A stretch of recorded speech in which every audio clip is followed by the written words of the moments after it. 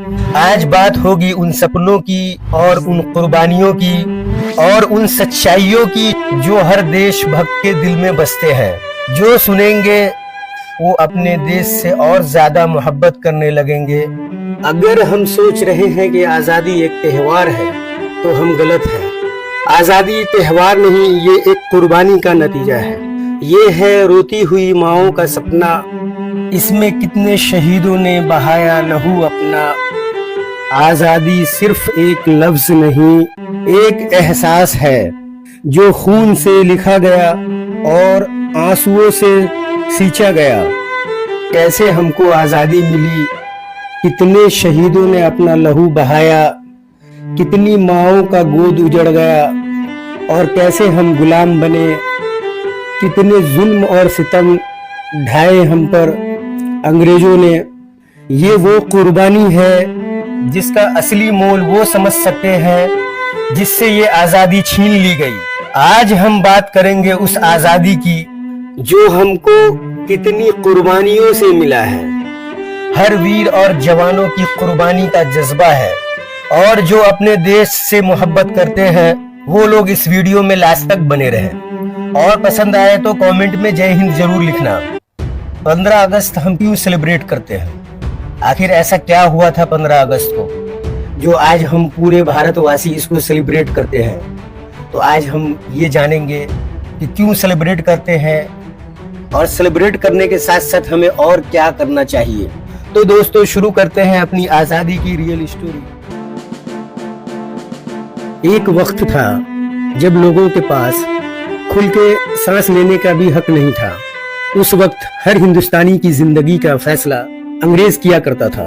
वो इसलिए कि हम उस वक्त गुलाम थे अंग्रेजों के, और इस गुलामी से छुटकारा पाने के लिए लाखों हिंदुस्तानियों ने अपना सब कुछ कुर्बान कर दिया। तो ये बात सन 1600 के आसपास की है जब ईस्ट इंडिया कंपनी व्यापार के नाम पर भारत आई। मगर उनका असली इरादा व्यापार नहीं था। वो भारत पे राज करने के मकसद से आए थे और लोगों को गुलाम बनाने के लिए आए थे। लूटना, बांटना और लोगों पे जुल्म करना और गरीबों से 2 गुना लगान लेना, और असल मकसद उनका ये था। डिवाइड एंड रूल की नीति से उन्होंने भारत के राज्यों को आपस में लड़वाया। एक एक करके सब अंग्रेजों के कब्जे में आने लगे। लोगों की जमीनें छीन ली गई और उन्होंने किसानों पे 2 गुना लगान लगा दिया और हम अपने देश में ही अंग्रेजों के गुलाम बन गए। फिर वक्त आया 1857 का, जो फर्स्ट वॉर था। 1857 में आई वो चिंगारी जिसे भारत की पहली आज़ादी की लड़ाई कहा गया। मंगल पांडे ने अंग्रेजों के बंदूकों के खिलाफ खुद बंदूक उठाई और एक तरफ रानी लक्ष्मीबाई ने कहा मैं झांसी नहीं दूंगी। उनके शब्दों में तलवार की गरज थी। और उस वक्त बहादुर शाह जफर को लोगों ने एक बार फिर से भारत का बादशाह बनाया। ये लड़ाई हर गली, हर मोहल्ले, हर जमीन पर लड़ी गई, लेकिन अंग्रेज ज्यादा तैयार थे और तैयारी में थे और बहुत होशियार थे। और 1857 का संघर्ष असफलता में खत्म हुआ, मगर आजादी की चिंगारी और उसका बीज बो दिया गया था और अंग्रेजों ने इसके बाद जुल्म और दमन तेज कर दिया था। काला पानी की सजा, हथकड़ी, लाठीचार्ज और गोलियां और ये सब कुछ भारतवासियों का तकदीर बन गया था। उसी दौरान 13 अप्रैल सन 1919 में जलियांवाला बाग, बैसाखी का दिन था। बहुत सारे लोग एक जगह पे शांति से बैठे थे और तब जनरल डायर ने बिना चेतावनी दिए गोलियां बरसाना शुरू करवा दी और हर तरफ लोग खून से लथपथ हो गए। 1650 गोलियां चलवाई गई, जिसमें 1000 से ज्यादा भारतीय खून में लथपथ हो गए। हर तरफ लाशें खून में लथपथ पड़ी थी। जहां लोगों ने गीत गाए थे वहां मातम छा गया। और इस अत्याचार ने पैदा किया वो वीर जिन्होंने मौत को गले लगाया पर आत्मा को नहीं झुकने दिया, और वो थे हमारे वीर भगत सिंह। उस वक्त भगत सिंह 23 साल के थे जब अंग्रेजों ने उन्हें फांसी पर चढ़ाया और भगत सिंह हंसते हंसते फांसी चढ़ गए। और उस वक्त उन्होंने एक नारा दिया और वो नारा था इनकलाब जिंदाबाद। और राजगुरु सुखदेव, अशफाकुल्ला खान, चंद्रशेखर आजाद, इन सब ने जीने का मकसद छोड़ दिया था और इनको अपनी जान की जरा भी फिक्र न थी। उन्होंने जीने का मकसद इसलिए छोड़ दिया कि हम भारतीय जी सके। और ये लोग इतने जुनूनी और देशभक्त थे, उनके जैसा देशभक्त शायद ही हम लोग होंगे। और जब तक हमारा भारत रहेगा उनकी कुर्बानी को हम याद करते रहेंगे। फिर हमारे गांधी जी का दौर आया, मोहनदास करमचंद गांधी जी का। एक छोटी सी लाठी के साथ, लेकिन असली ताकत मन की थी। और उस दौर में Dandi march, non cooperation, quit India movement, उन्होंने पूरे भारत को एक आवाज बना दिया। अंग्रेजों भारत छोड़ो। उन्होंने दिखाया कि अहिंसा भी इतनी ताकतवर हो सकती है कि ताकत ही झुक जाए। और लोगों ने अंग्रेजी कपड़े जला दिए, विदेशी माल का बहिष्कार किया और भारत में मोहब्बत और एकता का रंग हर गली गली फैल गया। और एक तरफ आजाद हिंद फौज की तैयारी हो रही थी। नेताजी सुभाष चंद्र बोस ने एक नारा दिया, तुम मुझे खून दो मैं तुम्हें आजादी दूंगा। और उन्होंने आजाद हिंद फौज बनाई जो भारत की सरजमीन पर ब्रिटिश आर्मी के सामने खड़ी हुई। नेताजी सुभाष चंद्र बोस ने बता दिया कि भारत अब अहिंसा के साथ साथ ताकत से भी लड़ सकता है। फिर आई वो रात जिसका हम भारतीय बेसब्री से इंतजार कर रहे थे।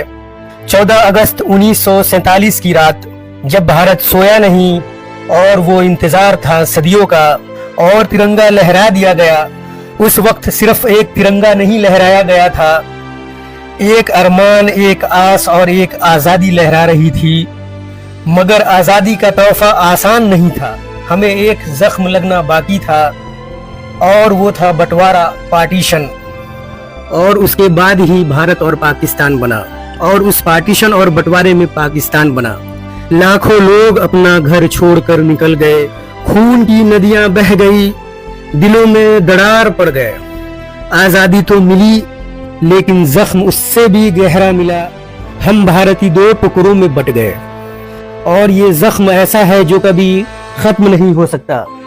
हम में से हर भारतीय यही सोचता है कि काश ऐसा नहीं हुआ होता तो आज हम हर जख्म से आजाद होते, आज पूरी दुनिया में हम सबसे पावरफुल देश होते।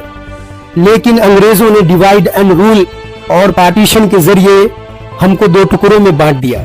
तो दोस्तों, आज के दौर में कुछ सवाल हम अपने आप से करते हैं। आज हम आजाद हैं, इसमें कोई डाउट नहीं है।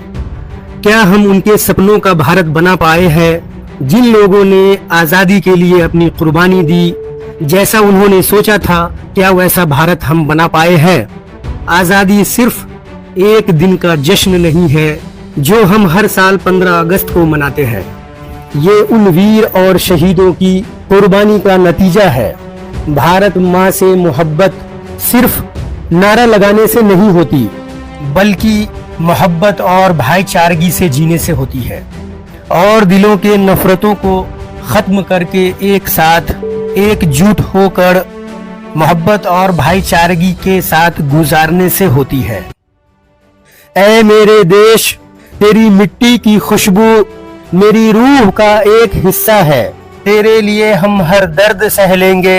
ऐ वतन, तेरे लिए सर झुकाते हैं और सर झुकाते रहेंगे। ऐ मेरे देश, तेरे रंगों से ही मेरी पहचान है और तेरी इज्जत ही मेरा सम्मान है, और तेरी इज्जत ही मेरा सम्मान है। ऐ ज़मीने वतन, तेरे लिए हर खुशी कुर्बान है, क्योंकि तू ही मेरी पहचान है। तू ही आन है, तू ही शान है, तू ही बान है।